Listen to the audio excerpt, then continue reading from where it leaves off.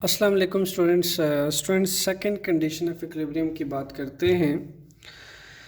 हम पढ़ रहे हैं chapter 4 that is turning effect of a force और उसका टॉपिक है second condition of equilibrium. Students first condition of equilibrium में हमने भी बात की कि हमारे पास जो सम ऑफ ऑल फोर्सेस हैं that should be equal to zero, यानी नेट फोर्स जो एक्ट कर रही है बॉडी के ऊपर वो इक्वल टू ज़ीरो होना चाहिए। After that it will satisfy first condition of equilibrium, जिसमें हमने देखा कि बॉडी जैसे हमारे पास ये लेट सपोज ये सेल है, ठीक है, ये इस रजिस्टर के ऊपर पड़ा हुआ है। आप देखिएगा इसका जो वेट है वो डाउनवर्ड अट्रैक्ट कर रहा है toward the centre of the, इसके अगेंस्ट जो है ये रजिस्टर इस पर रिएक्शनल अपवर्ड फोर्स लगाएगा that is equal magnitude of its weight but opposite in direction. Students अगर इस केस में देखें आप तो इन जो इसका लाइन ऑफ एक्शन है बैटरी का और रजिस्टर का line of action of force जो है ये देखिए बिल्कुल स्ट्रेट है, ऐसे करके बिल्कुल ऐसे line of action of force in दोनों का एक ही है। यानी अगर मैं इसको डेमोन्स्ट्रेट करूँ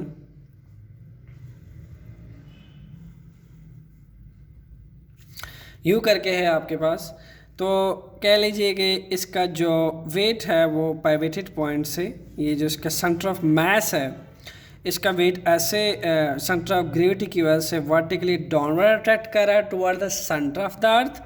सिमिलरली इसी सेंटर पे यानी इसके सेंटर ऑफ ग्रेविटी पे जो इसका वेट डाउनवर्ड अट्रैक्ट कर रहा है यही रजिस्टर इस सेल के ऊपर अपवर्ड रिएक्शनल फोर्स लगाएगा, ठीक है।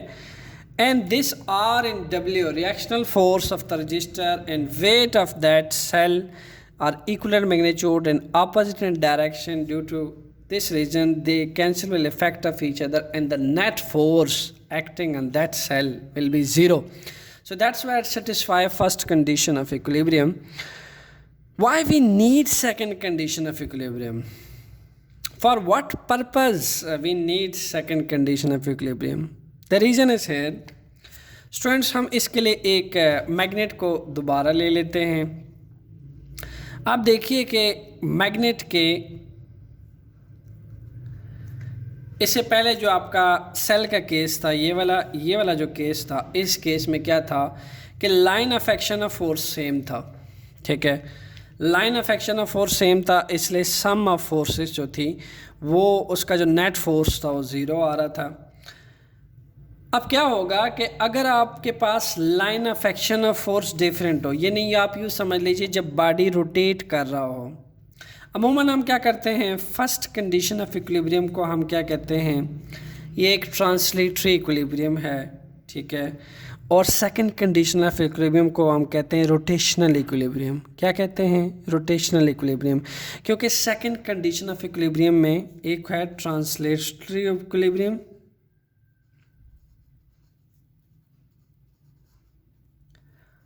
ट्रांसलेटरी इक्विलिब्रियम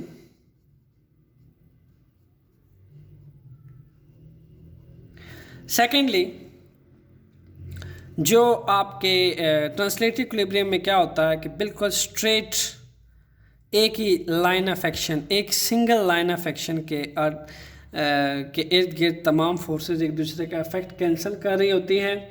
और जो आपके पास रोटेशनल इक्विलिब्रियम है, जैसा कि मैं भी प्रोड्यूस करने वाला हूँ, यहाँ फोर्स लगाई, बॉडी ऐसे रोटेट कर रहा है, यहाँ फोर्स लगाई, बॉडी ऐसे रोटेट कर रहा है। अब देखिए इस केस में ये जो line of action of force right hand पे ये है, लेफ्ट हैंड पे right line of action of force ये है, इसको आप मान लें कि F1 है, इसको आप मान लें कि ये F2 है, और इसका पॉइंट पाइवेटेड पॉइंट हम देख लें जहाँ रेड कलर और ब्लू कलर की बाउंड्री आपस में मस्ट हुई हुई है, इंटरसेक्ट हुई हुई है, इसको हम पाइवेटेड पॉइंट मान लेते हैं। तो आप देखिए कि इस पाइवेटेड पॉइंट से इसके या आप line of action of force they are not along in the same line, but first condition of equilibrium में जो line of action of force है वो सेम लाइन पे एक्ट कर रहा था। सेकेंड कंडीशन ऑफ इक्विलिब्रियम में जो line of action of force है they are not along at the same line, okay. तो आप यूँ कह सकते हो कि फर्स्ट कंडीशन ऑफ इक्विलिब्रियम वो थी that can not produce torque, जिसमें टॉर्क प्रोड्यूस नहीं होता। क्या प्रोड्यूस नहीं होता? फर्स्ट कंडीशन क्या थी? That can not produce torque. और सेकंड कंडीशन ऑफ इक्विलिब्रियम के बारे में आप कह सकते हैं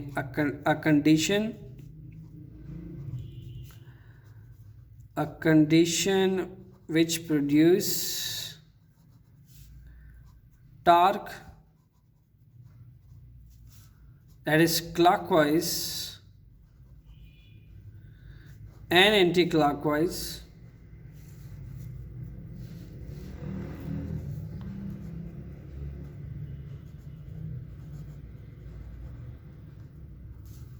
टार्क क्लॉकवाइज और एंटी क्लॉकवाइज जो टार्क प्रोड्यूस करें, दैट इज सेकंड कंडीशन है इक्विलिब्रियम। ये देखिए ये एंटी क्लॉकवाइज है, ये देखिए line of action of force ये था मेरा,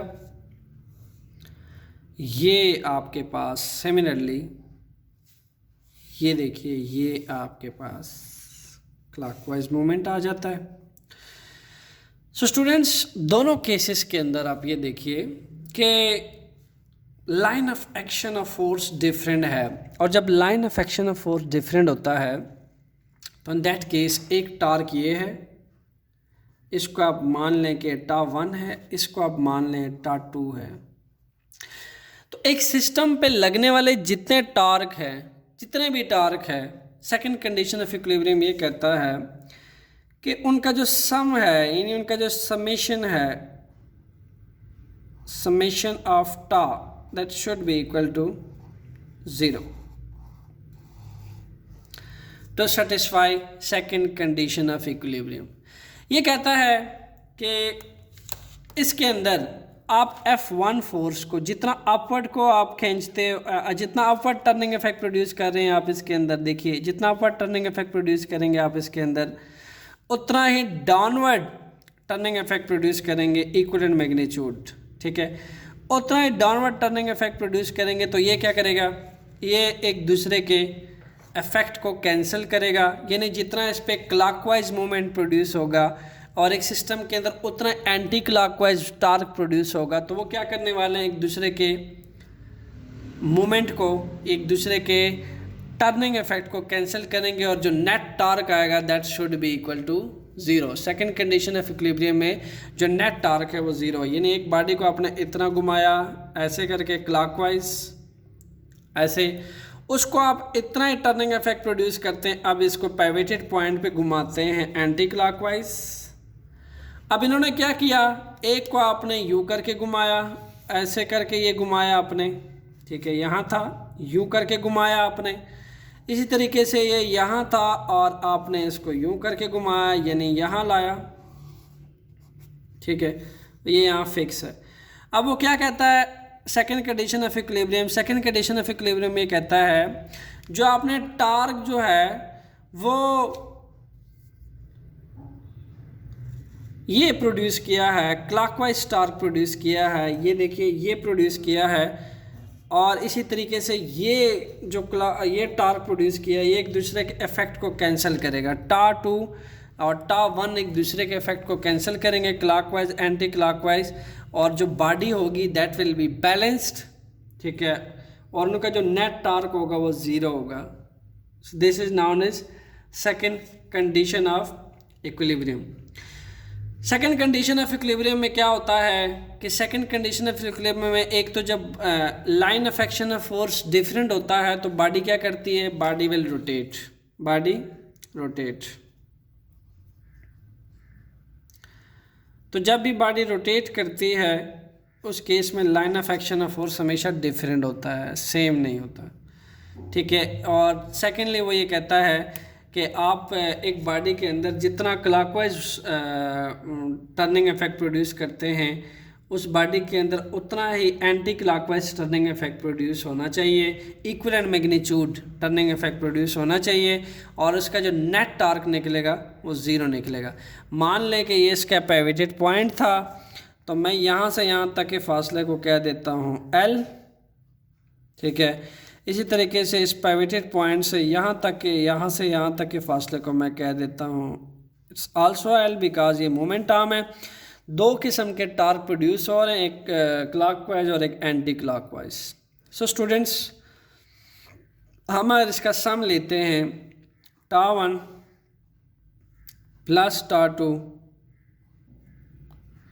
that should be equal to 0.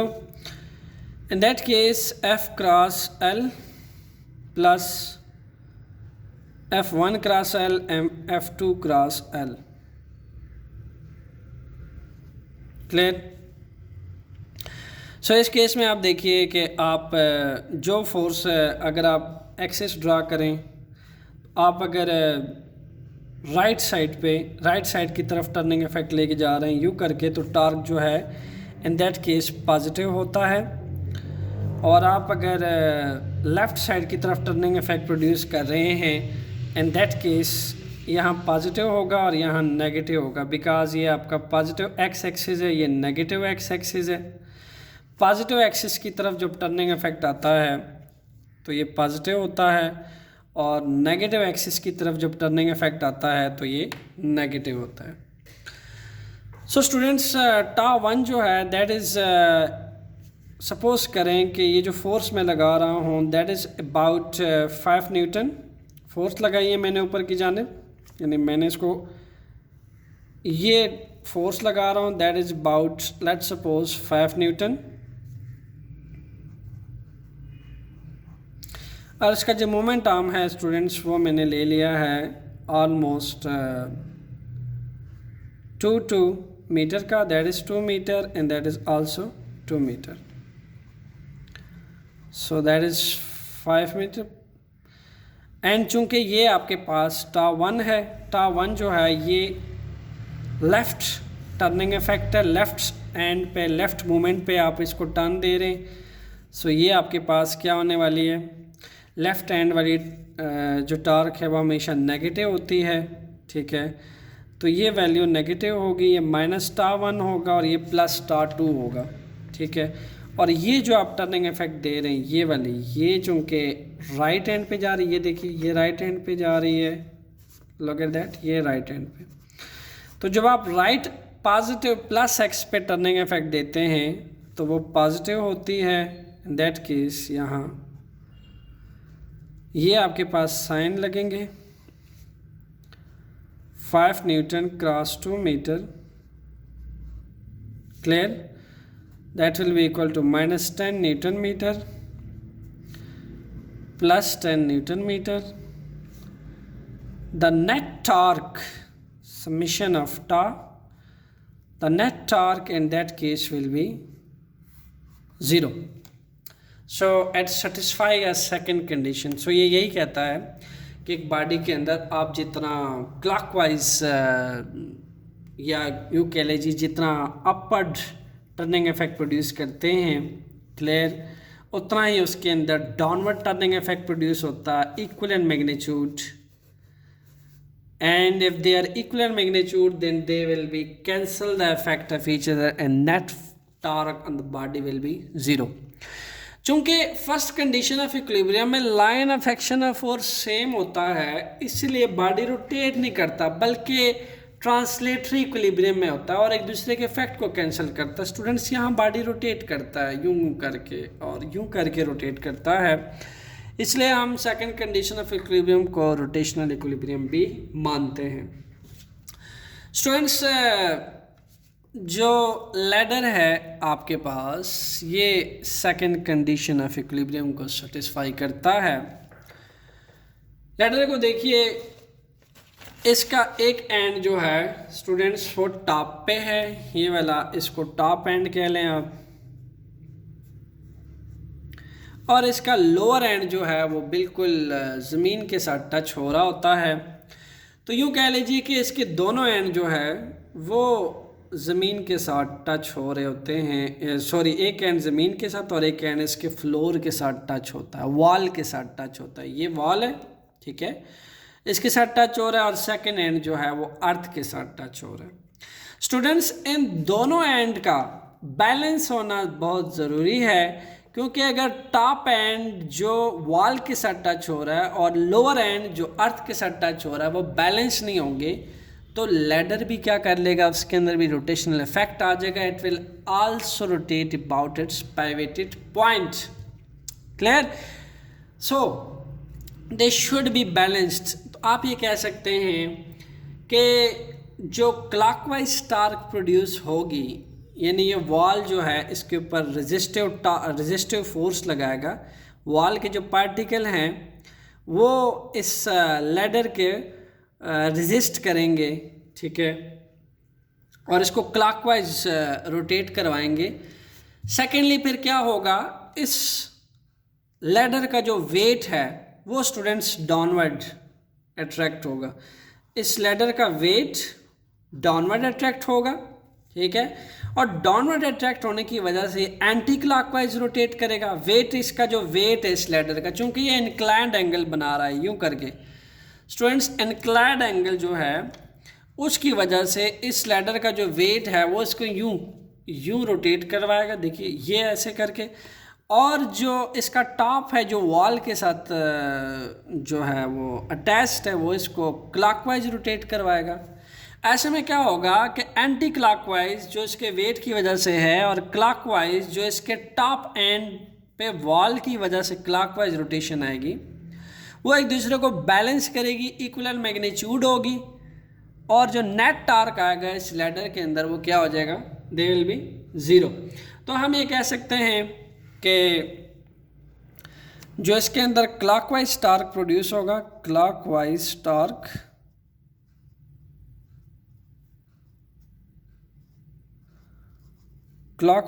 कहाँ प्रोड्यूस होगा, इसके टॉप एंड पे, टॉप पे, क्लियर, यहाँ प्रोड्यूस होगा, ठीक है, ऐसे करके प्रोड्यूस होगा। ये वॉल जो है इस पे रेजिस्टिव फोर्स लगाएगा, वॉल के पार्टिकल इसको रेजिस्टिव फोर्स लगा के क्लॉकवाइज रोटेट करवाएंगे।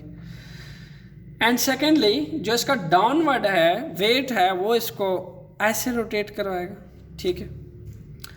सो ऐसे में क्या होगा, ये जो इसका वेट है स्टूडेंट्स, ऐसे में एक इक्वल मैग्नीट्यूड का क्लॉकवाइज और एंटी क्लॉकवाइज एक टर्निंग इफेक्ट प्रोड्यूस होगा, जिसका नेट टार्क जो है वो आपके पास ज़ीरो हो जाएगा और बॉडी सेटिस्फाई करेगी सेकंड कंडीशन ऑफ इक्विलिब्रियम को। ऐसे में आपके पास जो समेशन ऑफ टा है that will be equal to zero, और चूँकि लैडर जो है वो स्टैटिक इक्विलिब्रियम में होगी क्योंकि रेस्ट पे होगी, और इसका जो नेट टा है, टोटल टा है, ये ज़ीरो हो जाएगा। और अगर इसको मैं मज़ीद जो है थोड़ा सा एक्सपेंड करके बोलूँ तो टॉप पे जो आपके पास टार्क प्रोड्यूस होगा वो पॉजिटिव एक्स एक्सिस की तरफ होगा, तो इसको आप प्लस कह लें, और इसके अलावा जो इसका वेट है वो इसको ऐसे anti clockwise negative x axis की तरफ लेके जाएगा, ऐसे करके ऐसे लेकर जाएगा इसको, ऐसे, तो ऐसे जब लेकर जाएगा तो वो नेगेटिव में होगा। ये इसका वेट है इस लैडर का, जो कि इसको एक ऐसे लेकर जा रहा है और एक ऐसे लेकर आ रहा है। सो ये दोनों एक दूसरे के इफेक्ट को कैंसिल करेंगे, जो आपके पास नेट टा है ये ज़ीरो हो जाएगा। इसी तरीके से आपके पास एक सीलिंग फ़ैन की एग्जांपल ले लेते हैं स्टूडेंट। सीलिंग फ़ैन जो है ये भी सेकंड कंडीशन ऑफ इक्विलिब्रियम को सेटिस्फाई करता है। आपके बुक में क्वेश्चन भी पूछा हुआ है टेक्स्ट बुक में, does the speed of a ceiling fan increasing all the time. Question कुछ यूँ है, does the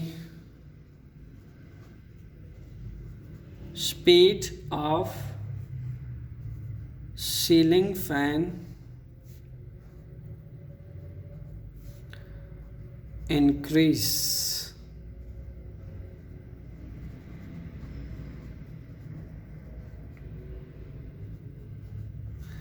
all the time? So students, the answer is no, speed is not going to increase all the time। जैसे paratroopers में आपने देखा कि वो एक टर्मिनल वेलोसिटी यूनिफॉर्म वेलोसिटी के साथ नीचे आता है ग्राउंड के पास, यानी उसकी वेलोसिटी जो है through out in motion uniform रहती है, कांस्टेंट होती है, चेंज नहीं होती। हमारे पास जो फ़ैन है स्टूडेंट्स, ये क्या करता है, इनिशियली स्टार्ट में जब इसको इलेक्ट्रिक सप्लाई मिलती है तो इलेक्ट्रिक सप्लाई इसको एक इनिशियली एक कह लें कि एक्सेलरेट करती है, जो थोड़े से इसको जंक मिलता है फैन को जंक मिलने के बाद ये एक एडजस्टेड स्पीड अचीव कर लेता है। ठीक है, जब आप स्टार्टर ऑन करते हैं फ़ैन का तो इसको एक एडजस्टेड कांस्टेंट स्पीड अचीव करता है, जिसके बाद जो इसकी सीलिंग जब तक होती रहती है फ़ैन ऑन रहता है, ये एक कांस्टेंट स्पीड के साथ, एक यूनिफॉर्म स्पीड के साथ रोटेट करता है। इसके अंदर यूनिफॉर्म स्पीड के साथ एक रोटेशनल इक्विलिब्रियम रहता है। तो आप यूँ कह लें कि इन दैट केस जो इसकी स्पीड होती है एक तो इंक्रीज़ भी नहीं करती, और दूसरा जो इसके अंदर जो नेट टॉ है वो भी आपके पास क्या प्रोड्यूस होता है, that is completely zero. Because इस केस के अंदर भी इसके जो इस फ़ैन का जो डाउनवर्ड वेट है और इसके जो ब्लेड्स के क्लॉकवाइज मूवमेंट्स और एंटी क्लॉकवाइज मूवमेंट्स हैं वो एक दूसरे के इफ़ेक्ट को कैंसिल कर रहे होते हैं। यानी एक तो ये जो इसका एक्सल लगा हुआ है ये दरमियान में जो ऐसे करके लगा होता है, जिसके साथ फ़ैन को आप लटकाते हैं, उसमें जो टेंशन आती है और प्लस इसका जो वेट डाउनवर्ड अट्रैक्ट होता है, ये एक दूसरे के इफ़ेक्ट को कैंसिल कर रहे होते हैं। ठीक है, ये डाउनवर्ड वेट और ऊपर की जानिब भी कैंसिल हो रहा होता है, यानी इस पर फर्स्ट कंडीशन और सेकंड कंडीशन दोनों लगती है, क्योंकि इस पिवटेड पॉइंट में इसका ये और इसका जो वेट है line of action of force same रहता है, जिसके बाद फर्स्ट कंडीशन ऑफ इक्विलिब्रियम में इसका नेट फोर्स ज़ीरो हो जाता है। एंड सेकेंडली जो इसके ब्लेड्स होते हैं फ़ैन के, ये इसके अंदर क्लॉकवाइज और एंटी क्लॉकवाइज जो टर्निंग इफेक्ट है उसकी वजह से इस फ़ैन का जो नेट टॉर्क है, टोटल टॉर्क है, वो स्टूडेंट्स आपके पास ज़ीरो हो जाता है। जब भी कोई भी बॉडी जब रोटेट करती है कांस्टेंट स्पीड के साथ, ठीक है, आप लिख लीजिए, when body rotate at constant speed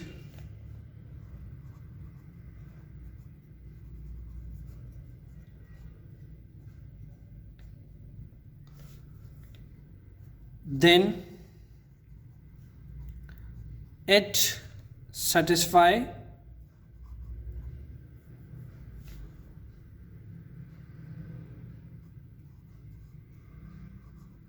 second condition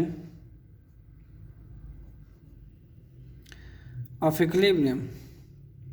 okay, उस केस में क्या करती है, सेकंड कंडीशन ऑफ इक्विलिब्रियम को सेटिस्फाई करती है। पार्ट ऊपर में हमने क्या कहा था कि जब बॉडी यूनिफॉर्म वेलोसिटी के साथ, ठीक है, ऐसे यूनिफॉर्म वेलोसिटी के साथ जब वो नीचे आता है बॉडी, ठीक है, तो उस केस में उसकी यूनिफॉर्म वेलोसिटी रहती है। यूनिफॉर्म वेलोसिटी की वजह से वो टर्मिनल यूनिफॉर्म वेलोसिटी के थ्रू नीचे आता है, ग्राउंड पे आता है, तो वो आपकी फर्स्ट कंडीशन ऑफ इक्विलिब्रियम है, क्योंकि उस टाइम भी line of action of force same होता है। और जब बॉडी रोटेट करता है और रोटेट करते हुए बॉडी का जो फर्स्ट कंडीशन ऑफ इक्विलिब्रियम है, रोटेट करते हुए बॉडी जो है टोटल जो उसके अंदर टर्निंग इफेक्ट है, रोटेशनल इफेक्ट है, ठीक है, वो ज़ीरो होना चाहिए। That's why summation of tau जो है that should be equal to zero. ये कहता है कि लेट सपोज मैंने इसके राइट एंड पे ज़्यादा अगर टार्क लगा दिया, इसको ज़्यादा टर्निंग इफेक्ट दे दिए, ठीक है, और इसके लेफ़्ट हैंड पे मैंने कम टर्निंग इफेक्ट दे दिए, तो स्टूडेंट्स जो आपके पास सेकंड कंडीशन ऑफ इक्विलिब्रियम है वो बे नहीं होगा, बिकॉज इस पे जो कपल हम प्रोड्यूस करते हैं, ठीक है, ये कपल ही प्रोड्यूस होता है। इक्वल एंड ऑपोजिट फोर्स का जो सेम लाइन पे नहीं रहती, मैग्नीट्यूड तो सेम होता है but line of action of force different होता है। तो इसका जो कपल है वो स्टूडेंट्स इसके अंदर एक तो रोटेशनल इफेक्ट लाता है और टोटल जो समेशन ऑफ टा होता है वो आपके पास ज़ीरो होता है। एट द लास्ट स्टूडेंट्स हम कह सकते हैं कि अगर बॉडी को इक्विलिब्रियम में रहना है तो बॉडी के इक्विलिब्रियम के लिए बॉडी को ये कंडीशन मस्ट सेटिस्फाई करनी पड़ेंगी। फर्स्ट इसके उनका जो ट्रांसलेटरी इक्विलिब्रियम है यानी समेशन ऑफ एफ जो है वो स्टूडेंट्स ज़ीरो होना चाहिए, ठीक है। और इस ट्रांसलेटरी इक्विलिब्रियम में अगर फोर्सेस अलॉन्ग एक्स एक्सिस पे लग रही हैं या वाई कंपोनेंट पे लग रही है, एक फोर्स है, ठीक है, और बहुत सारी फोर्सेज हैं वो एक्स कंपोनेंट की तरफ लग रही हैं, बहुत सारी फोर्सेज जो वाई कंपोनेंट की तरफ लग रही हैं, तो इनका भी जो आपके पास सम है of all along x component, उनका जो सम है अलॉन्ग वाई कंपोनेंट 0 होना चाहिए। इसके अलावा स्टूडेंट्स जो अगर बॉडी को कम्प्लीटली इक्विलिब्रियम में रहना है तो वो सेकंड कंडीशन को भी सेटिस्फाई करेगा, समेशन ऑफ टॉ भी 0 होना चाहिए। तो दीज आर द कंडीशंस, जो बॉडी इनमें से किसी एक कंडीशंस को भी अगर वायलेट करेगी then it not will be no more in equilibrium. Okay, यानी मैं अगर ये कहूँ कि एफ एक्स कंपोनेंट पे जो है वो एक फोर्स कम लग रही है, ठीक है, और दूसरी फोर्स ज़्यादा लग रही है, उस केस में क्या होगा, मैग्नीट्यूड जो है स्टूडेंट्स डिफरेंट हो जाएगा और जो लॉ है वो वायलेट कर जाएगा। क्लियर? तो इस लॉ को सेकंड कंडीशंस को ओबे करवाने के लिए this condition should be fulfilled, then body is said to be in equilibrium. So stay tuned with second for next coming lecture. Okay, enjoy your physics and enjoy physics in your surrounding, because I believe that physics is a practical subject. Thanks. Stay tuned for next coming lecture.